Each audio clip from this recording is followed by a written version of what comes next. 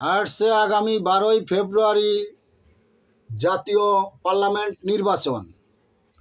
জনগণের প্রত্যাশা বিএনপির মহাসচিব তারেক জিয়াকে নবনির্বাচিত প্রধানমন্ত্রী হিসাবে দেখতে চায় বাংলাদেশের জনগণ।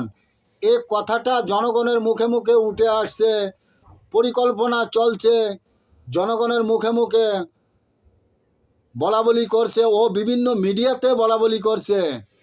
তা বিষয়টা হলো, বাংলাদেশের নবনির্বাচিত প্রধানমন্ত্রী হবেন বিএনপির মহাসচিব তারেক জিয়াউর রহমান।